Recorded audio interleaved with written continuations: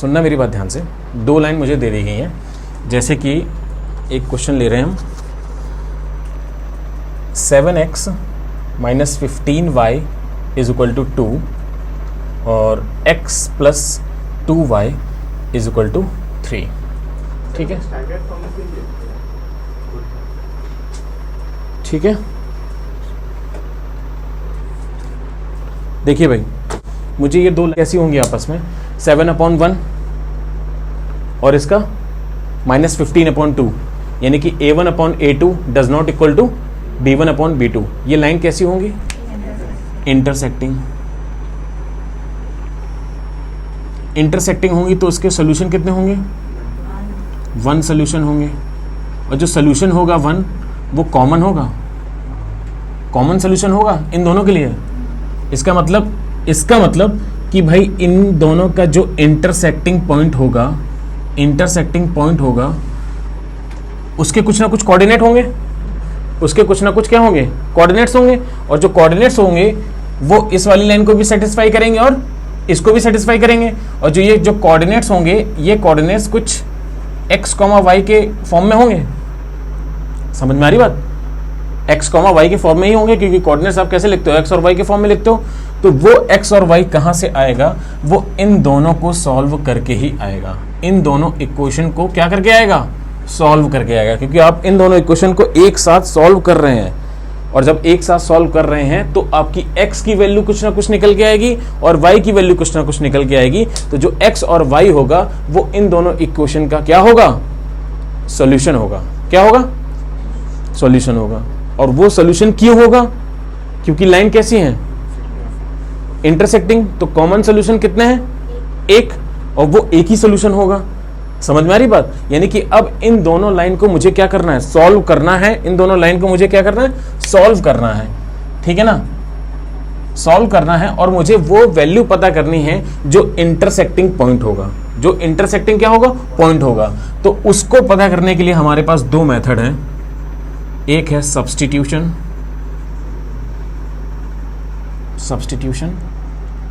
और दूसरा है एलिमिनेशन, और तीसरा था क्रॉस मल्टीप्लिकेशन, जो कि कट चुका है। ठीक है ना? तीसरा मेथड था क्रॉस मल्टीप्लिकेशन। मैंने कि 1-2 लाइन आपको दे रखी है, आपके पास 2 मेथड हैं। जो भी मेथड आपको अच्छा लगे आप वो अप्लाई कर सकते हैं, लेकिन अगर एग्जाम में सब्स्टिट्यूशन से बोला है तो सब्स्टिट्यूशन ही अप्लाई करके लाना है, और एग्जाम में एलिमिनेशन बोला है तो एलिमिनेशन अप्लाई करना है। हाँ जी, अगर बोला है तो फिर आपको वही करके आना है ना, फिर तो अपनी तरफ से नहीं कर सकते हो। समझ रहे हो? अगर नहीं बोला है तो आपको जो अच्छा लगे वो कर सकते हैं। ठीक है ना? जनरली एलिमिनेशन बहुत ईजी होता है करना। ठीक है? सब्स्टिट्यूशन बड़े के लिए, आप बड़ी जो वैल्यू हैं, यहाँ पर जो बड़ी बड़ी वैल्यूज़ हैं उनके लिए सब्स्टिट्यूशन बिल्कुल भी अप्लाई मत करना, क्योंकि बहुत चांसेस होते हैं गलती करने के। अगर दिया हुआ है भाई कि सब्स्टिट्यूशन करना है तो आपके पास कोई भी ऑप्शन नहीं है। ठीक है? तो पहले मेथड क्या करते हैं? पहला भाई हम पढ़ते हैं कौन सा? Substitution method. ठीक है? हमारे पास है 7x minus 15y is equal to 2, और दूसरी इक्वेशन है x plus 2y is equal to 3। इन दोनों में से सबसे इजी इक्वेशन जो है, पहले तो आप उसको पिक करो। सबसे इजी, टफ वाली मत पिक करना, सबसे इजी वाली को पिक करो। जैसे कि ये नीचे वाले दिख रहा है, सबसे इजी है। ठीक है ना? तो मैंने इसको पिक किया, मैंने लिया x plus 2y is equal to 3। इसका नाम दे दिया 1 इक्वेशन, और इसका नाम दे दिया equation number 2। Equation number 1, equation number 2। मैंने इक्वेशन 2 को क्या किया? पिक कर लिया। इक्वेशन 2 को पिक किया, मैंने सब्स्टिट्यूट का मतलब क्या कि भाई किसी एक वैल्यू को सब्स्टिट्यूट करना। समझ रहे हो ना? किसी एक वैल्यू को क्या करना? सब्स्टिट्यूट करना। तो इक्वेशन 2 मैंने चूज करी है। कौन सी चूज करी है? इक्वेशन 2। तो इक्वेशन 2 जब मैंने चूज करी है तो इक्वेशन 2 में से किसी भी एक की वैल्यू निकाल लो। सबसे ज्यादा इजी किसकी है वैल्यू निकालना? x की। तो आप x को इधर पकड़ो, बाकी सबको उधर लेके चले जाओ। आई बात समझ में? क्लियर है? x की वैल्यू आ गई। अब ये जो x की वैल्यू है, इस x की वैल्यू को इन इक्वेशन फर्स्ट में रखना है। ध्यान से सुनना भाई, अगर सेकंड में रख दोगे ना तो बवाल हो जाएगा। भैया आपने सेकंड से इक्वेशन निकाली है, और सेकंड में कैसे रख सकते हो? ठीक है ना, सेकंड में रखोगे तो सब कुछ कट जाएगा यार, इसलिए ध्यान से रखना। जो भी इक्वेशन जिससे भी आप x की वैल्यू निकाल रहे हो या y की वैल्यू निकाल रहे हो, जो भी निकाल रहे हो उसके दूसरे जो इक्वेशन होगी उसमें रखनी है। तो अब x की वैल्यू 3 - 2y आई, इस x की वैल्यू मैं कहां पुट कर दूंगा, इक्वेशन नंबर 1 में, जहां जहां x होगा वहां वहां मैं ये वैल्यू पुट कर सकता हूं। तो मेरे पास इक्वेशन है 7x - 15y = 2। मैंने x की जगह पुट कर दिया विद ब्रैकेट, ध्यान दीजिएगा, 3 - 2y, 3 - 2y, और ये आ गया माइनस का 15y = 2। आ रहा है समझ में, क्लियर है ना, कोई डाउट? मल्टीप्लाई कर दिया, ब्रैकेट खोल दिया, ये कितना हो गया 21, ये कितना हो गया 14, और ये हो गया माइनस का 15y = 2। समझ में आई बात? अब ये उधर चला गया, ये हो गया माइनस का 29, y = ये उधर चला गया तो 2 - 21, देन माइनस का 29, y = माइनस का 19, माइनस माइनस कैंसिल हो गए, देन y = 19/29। समझ में आई बात? क्लियर है? आपके पास आंसर आ गया। और आपके पास आंसर क्यों है, मैंने आपको बताया कि भैया एक इक्वेशन में कितने वेरिएबल हैं, 2, तो उसमें उनकी वेरिएबल की जो वैल्यूज निकालने के लिए आपको 2 इक्वेशन चाहिए, ठीक है ना, क्लियर है? अब यहां पर y बराबर कितना आ गया 19/29, लेकिन आपने x निकाला क्या अभी? आपको तो दोनों चीज निकालनी है, x और y। अब इस y की वैल्यू आप कहीं पे भी रख सकते हो, इसमें रख सकते हो, इसमें रख सकते हो, यहां पे जो डेवलप किया था इसमें रख सकते हो, कहीं पे भी रख दो, आपका आंसर आना है। तो मैं यहां पे उठा के रख देता हूं इस वाली इक्वेशन में, x + 2 × 19/29 = 3, देन x ये कितना हो गया 38/29 = 3, देन x = 33 - 38/29, ठीक है। x = एलसीएम ले लिया 29, ये आ गया 7, 87 माइनस का 38, देन x = 49 आएगा ना /29। 2x + 3y = 9, 4x + 6y = 18। Substitution लगाना है, करो सब्स्टिट्यूशन। देखिए भाई, बाकी लोगों का कहना है कि इसमें इनफाइनाइट सोल्यूशन है सर, क्योंकि इसका कितना आ रहा है 1/2 रेशियो, कितना आ रहा है 1/2, 1/2। इनफाइनाइट मैनी सोल्यूशन हो गए इसके, इनफाइनाइट मैनी सोल्यूशन हो गए। इसका मतलब यहाँ पर क्या हो रहा है कि हम x की वैल्यू तो और y की वैल्यू नहीं निकाल सकते, क्योंकि वो कुछ भी हो सकती है। लेकिन एक बार सब्स्टिट्यूशन लगा के देखो। अच्छा, एक ये क्वेश्चन करो, इसके साथ साथ एक ये क्वेश्चन करो, उसी इक्वेशन में वापस मत डाल देना वो, क्योंकि आंसर 0 आ जाएगा। मैं इसको y2 कर दूँ, मैं वापस उसी इक्वेशन को डाल रहा हूँ तो आंसर तो 0 ही आता है। मैं किया नहीं है।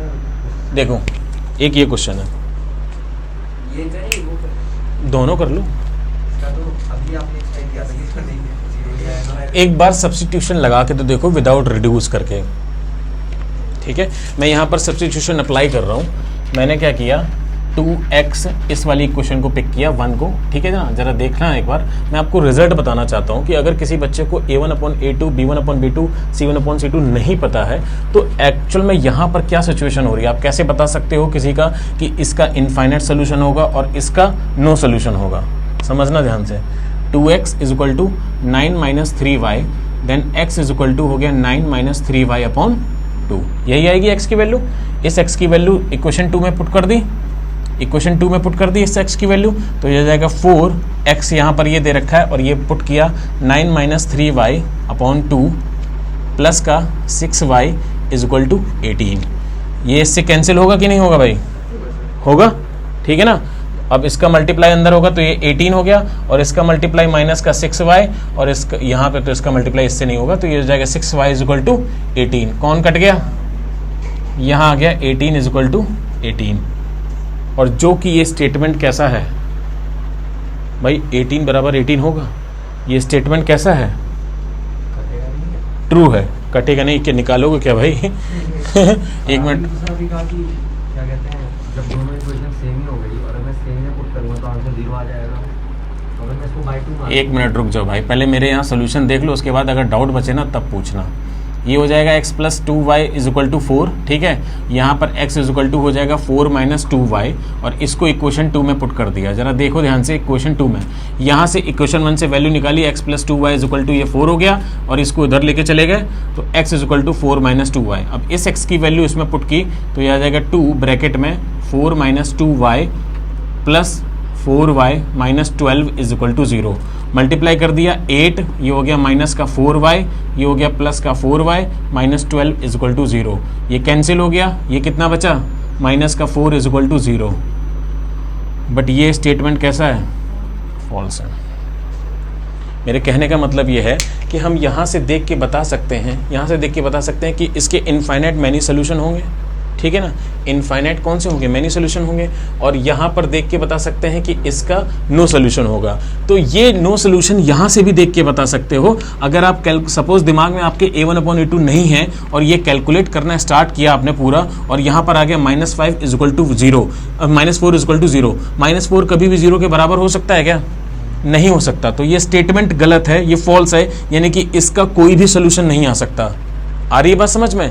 और यहाँ पर जब मैंने अप्लाई करना स्टार्ट किया विदाउट रिड्यूस करे हुए, इसको विदाउट रिड्यूस किए मैंने अप्लाई करना स्टार्ट किया, तो यहाँ पर ये सॉल्व करते करते क्या हो गया कि लास्ट में 18 इज इक्वल टू 18 आ गया। मतलब कि ये पूरा स्टेटमेंट ट्रू है, यानी कि हर एक x और y की वैल्यू के लिए ये स्टेटमेंट जो भी हैं सब आपस में क्या होते जाएंगे, ट्रू होते जाएंगे। ये समझ में आया मैंने क्या किया, ठीक है ना।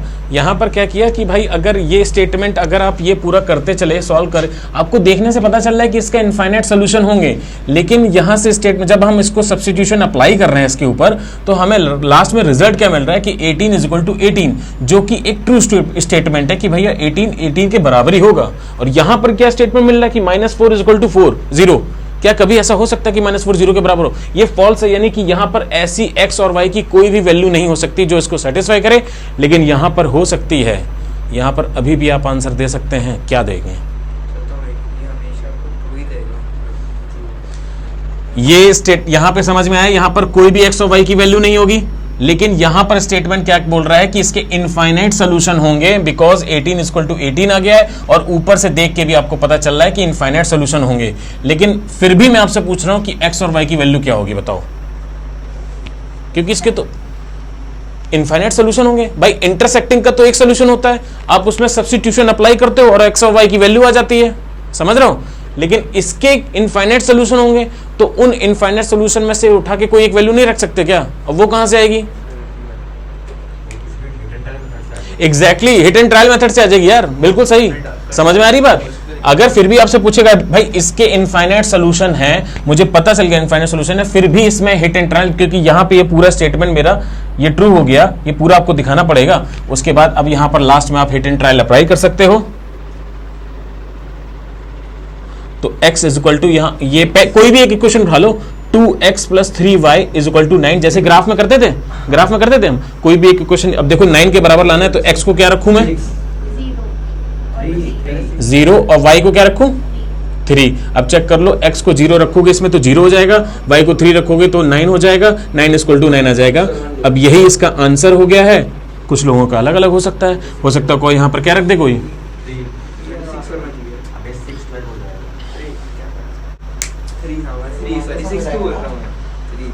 ठीक है, क्लियर है।